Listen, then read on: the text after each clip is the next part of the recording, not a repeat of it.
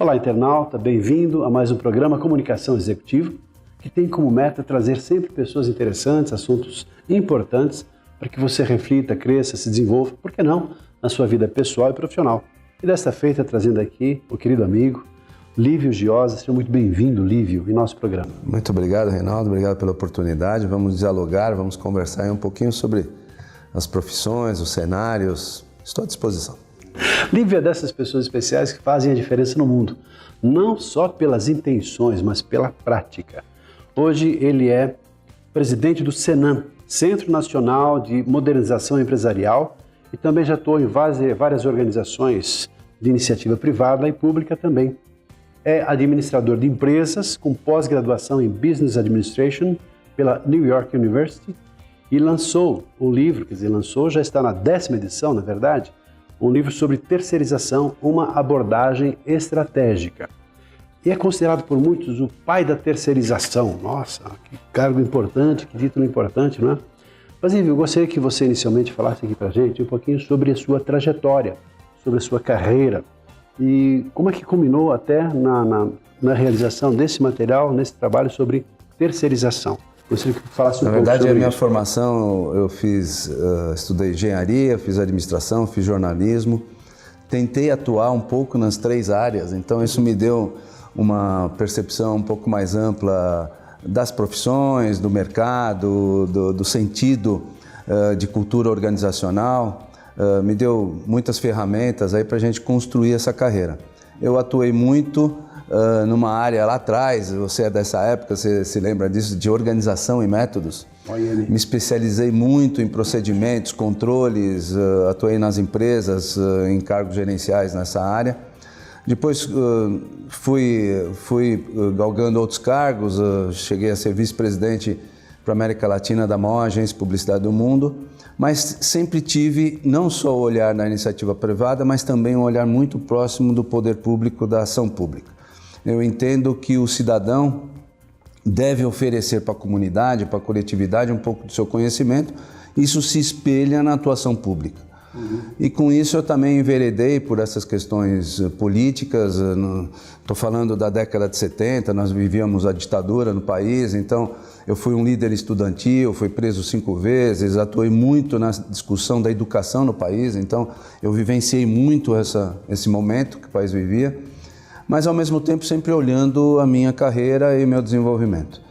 No início da década de 80, participando do planejamento da primeira eleição direta no país, depois da ditadura, a eleição para governador, eu tive a honra de participar do programa de governo do Franco Montoro, e aqui foi um entusiasmo tão grande que eu saí da empresa que eu estava, montei minha empresa de consultoria e comecei a fazer trabalhos tanto para a iniciativa privada quanto para o poder público. Ajudei o então último prefeito biônico do país, aqui em São Paulo, Mário Covas, na administração municipal, e aí enveredei e fui caminhando sempre na área pública e na área privada, nunca deixando de trazer os conceitos técnicos. O Senan, que você abordou, que é a entidade que foi criada em 1986, pôde trazer para o país as principais ferramentas de gestão que a gente já tinha percebido que estavam sendo aplicadas com sucesso no mundo,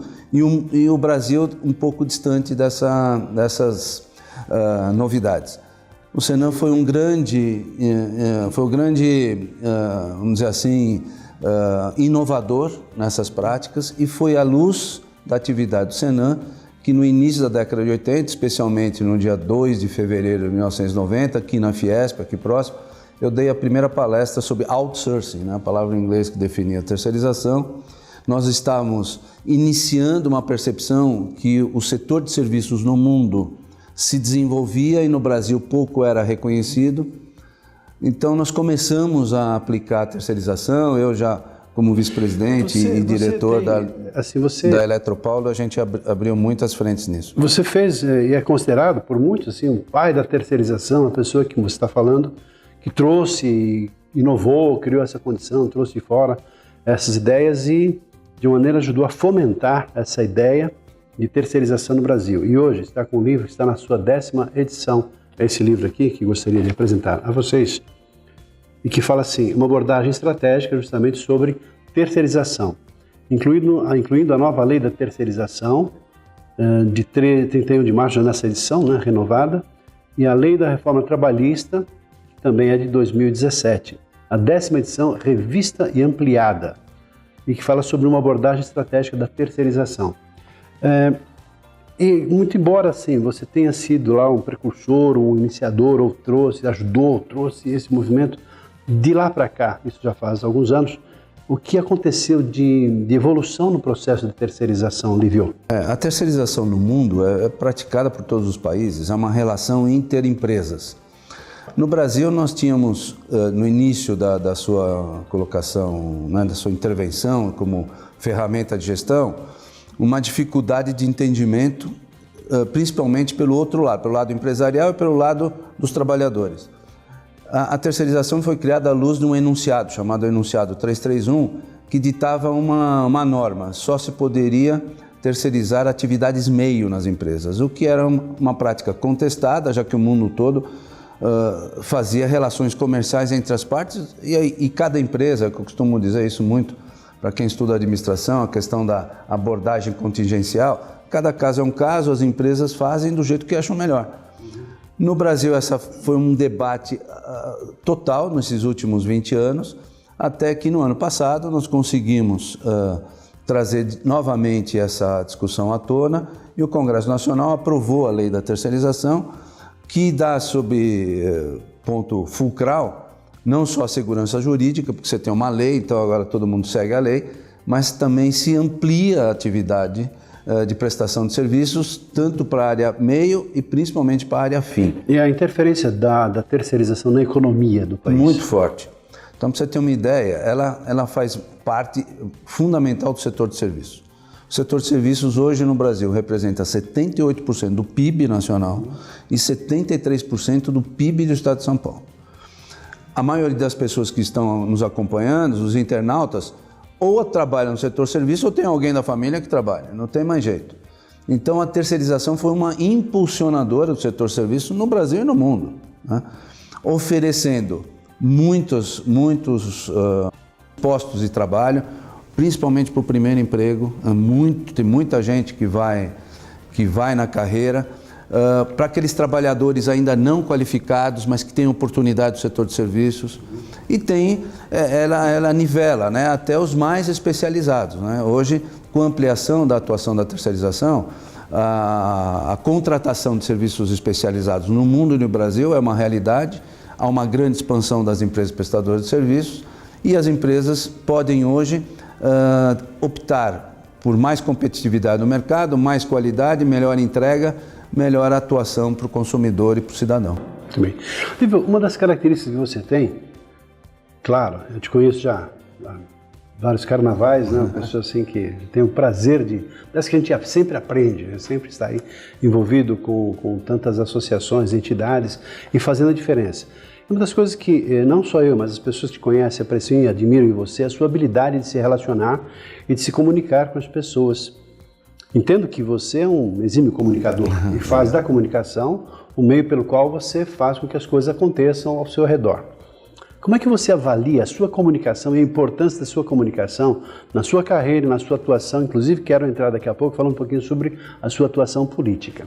Então, na verdade, é um instrumento de transformação, né? Eu uso muito nas palestras, nas aulas, me comunico pela escrita, sou autor de 7 livros, então qual é o objetivo? É transformar a vida das pessoas, transformar as pessoas à luz desse conhecimento. Então o conhecimento é amplificado na expressão verbal, amplificado na expressão oral e escrita, amplificado hoje na expressão digital, portanto o objetivo de gerar essa comunicação é proporcionar às pessoas que estão ao nosso lado, que possam nos acompanhar, um pouco do compartilhamento desse conhecimento que cada um tem. Muito bem. Lívio, queria agora entrar num assunto que eu penso que é o mais importante agora, porque você é uma pessoa que quer fazer a diferença e faz a diferença na vida de pessoas. E você está agora como pré-candidato para atuação, para entrar como candidato a deputado estadual. diante de tantos sabores, diante de tantas dificuldades, como é que é a sua atuação política? Eu sei que você esteve envolvido com a política, já esteve lá numa época, foi uma vez já deputado, não é? E agora volta à política no meio de tanta desilusão, de tanta dificuldade. Por quê? Se me permite, eu vou fazer um cenário, né? Eu tenho uma avaliação, uma análise geográfica e política do país, né? Desde 1954, com o suicídio do Getúlio Vargas, o Brasil passou ciclos muito ruins da política. A sociedade foi tendo impactos psicológicos, isso já virou, está no DNA das pessoas. Pega os nossos pais, vê o que foi o suicídio do Getúlio Vargas, depois a renúncia do Jânio Quadros, depois a ditadura, depois a morte do Tancredo, fatos que ninguém imaginava, depois a primeira eleição direta, o Collor, impeachment do Collor, quando todo mundo imaginava que o país está bancarrota. Daí vem o novo presidente, o Lula, veio das bases partidárias, e toda essa sistematização da corrupção. Portanto, quando a gente olha esse cenário, a gente diz, bom, como é que a gente pode ajudar, né? Qual é a possibilidade de você, enquanto cidadão, oferecer seu conhecimento para o coletivo e não mais para um determinado espaço.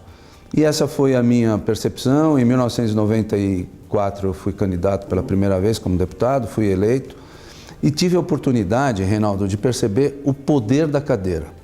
O poder de uma cadeira pública legislativa que lhe dá condições ou ir para o bem ou ir para o mal. Está ali, as pedras estão muito claras. E eu optei, assinei, botei o botão verde aí do bem e consegui, como deputado, desenvolver várias leis que muitas pessoas se utilizam, como a criação da Casa da Cidadania, que na sequência virou Poupatempo, a criação do Disque Denúncia, do Banco do Povo, de dar condições para as crianças autistas poderem estudar nas escolas públicas estaduais. E aí você vê que se você tiver boas condições, você oferece para a sociedade aquele seu conhecimento e dá possibilidade da transformação da vida das pessoas, né? Não existe o risco, Olívio, porque eu vejo assim, parece que o sistema está tão, digamos assim, estruturado dentro dessa linha de... Você acabou de fazer assim, rapidamente, em poucos minutos aqui, toda uma estrutura histórica, infelizmente, nem sempre para os caminhos das sendas do bem, da evolução, do crescimento, da educação, do fomento, do desenvolvimento efetivo de um país. Ao contrário, você apontou assim, situações das quais nós sempre estivemos aqui resvalando por dificuldades. Por que o Lívio? Qual a diferença que o Lívio traz nesse cenário tão corrupto, infelizmente, tão degradado na nossa sistematização, na estrutura política do nosso país? Por que o Lívio? Qual a diferença que você pretende trazer? Por que as pessoas poderiam pensar assim, poxa, Lívio é esperança, Lívio é uma possibilidade que vai gerar uma diferença e eu apostaria as minhas fichas nessa pessoa, questões de caráter, etc. Mas qual a diferença, Lívio? Eu acho que primeiro você precisa ter espírito público, é o que eu tenho. Segundo é ter qualificação. Não adianta você ocupar um cargo e só ocupar a cadeira e não transformar. Então nós temos toda a base para isso. A terceira questão é olhar, no caso a Assembleia Legislativa, como um ponto de convergência da transformação dos paulistas. Através de leis, através da fiscalização do Executivo, mas principalmente com transparência, prestação de contas. Então, para quem está aqui nos ouvindo, nos acompanhando, nos observando, pensa na Assembleia Legislativa, pensa em algum deputado que você... Ninguém sabe o nome dos deputados, ninguém sabe qual é a produção da casa, quantos projetos de leis, não tem indicador de desempenho, não tem prestação de contas, ninguém... Então não dá mais para a gente conviver. A sociedade, nas ditas organizações exponenciais hoje, prevê boas práticas, a ética está na frente, o valor, os princípios morais estão na frente, a tecnologia está nos ajudando fortemente. Está aqui um exemplo de como as práticas políticas têm que ser hoje em níveis muito mais qualificados e transparentes. Então a minha percepção é fazer o que eu chamo a disrupção do modelo político brasileiro. Disrupção quer dizer romper, rompimento do que está aí, para que a gente possa construir algo melhor. E eu tenho base para isso. Eu me vejo preparado, tendo em vista todo o meu tempo de atuação profissional e pública, portanto, eu me coloco à disposição para que a gente possa, juntos, com todos aqueles que acreditam que é possível a gente transformar o Brasil e não mudar do Brasil, juntos a gente fazer a diferença e construir a diferença por um Brasil melhor a partir de São Paulo. Não mudar do Brasil, mas mudar o Brasil, né? Em relação à educação, última pergunta, Lívio, porque eu particularmente entendo que a base de todo o processo transformacional vem a partir da formação, da evolução intelectual das pessoas e a partir da educação, tanto que países há que investiram na educação e se transformaram em países grandiosos e, enfim, economicamente até ativos e muito importantes. Então, essa pergunta. E rapidamente, para a gente, obviamente, né, infelizmente nosso tempo está finalizando, terminando. Sua preocupação com a educação? Absoluta, em todos os níveis, básico, fundamental, secundário, terceiro grau. O Brasil precisa investir na educação acima do que já está fazendo. Mas é um investimento que tem que ser claro, objetivo. E aí eu falo, não adianta só nas estruturas, na ampliação de escolas, mas sim principalmente nos professores. Os professores são aqueles que ilustram a vida das crianças, dos profissionais, são eles que dão a base, são eles o exemplo. E nós deixamos de lado isso. Nós precisamos criar indicadores, ter muito mais disciplina, ter uma sistematização, buscar modelos com resultados, a gente possa medir isso, mas fundamentalmente os professores. Os professores são a base da melhoria educacional do país e precisam ser muito mais preparados e qualificados para que a gente possa ter um novo ciclo virtuoso da educação no país nos próximos 10 anos. Excelente. Bom, falar de Lívio Giosa, para mim é suspeito porque eu conheço a família dele, sei dos princípios fundamentais que regem a própria vida que ele tem e por onde ele passa. Daí, assim, o prazer de falar com ele aqui agora e apresentá-lo aqui também para a nossa comunidade, para você, meu amigo, pessoa que nos acompanha também ao longo do tempo, no nosso trabalho, no nosso esforço em gerar a melhor condição de uma evolução das pessoas a partir da educação e principalmente a partir do desenvolvimento da habilidade de comunicação. Então, Lívio, é um prazer te receber no nosso programa, muito agradecido pelo seu recado aqui, estamos aqui abertos à sua disposição para apoiá-lo naquilo que você precisar, porque eu praticamente acredito nessa pessoa, acredito nesse homem, acredito que de fato ele vai fazer a diferença. Eu penso que também você talvez meio desiludido, poxa, quem que eu vou escolher, para quem que eu vou votar, em quem? De repente surge uma luz, essa luz creio que vai fazer uma grande diferença e que fica aí uma oportunidade para você pensar, conhecer, pesquise antes, conheça o Lívio, conheça a trajetória dele, o trabalho que ele fez, o esforço que ele tem feito, para depois saber fazer uma boa e inteligente escolha. Fica aí a minha sugestão, a minha dica. Lívio, muito agradecido pela sua participação em nosso programa. Obrigado, viu, Reinaldo? Muito obrigado. Fico à disposição. Quero sempre levar essa mensagem positiva. Eu, só para exemplificar, olho para o meu neto de 3 anos e penso, que país que eu vou deixar para esse meu neto se eu ainda posso fazer alguma coisa? Então, é com essa percepção que eu olho para os jovens, que são os herdeiros do futuro desse país, e vamos acreditar, é possível a gente transformar. Coloque sua força, coloque seu trabalho, seu profissionalismo, que a gente vence e a gente garante um bom futuro para a nossa nação. Pegando só uma coisa do que ele disse agora há pouco, é assim, ao invés de mudar o país, vamos mudar o país. Fica um abraço e até o próximo programa. Até lá.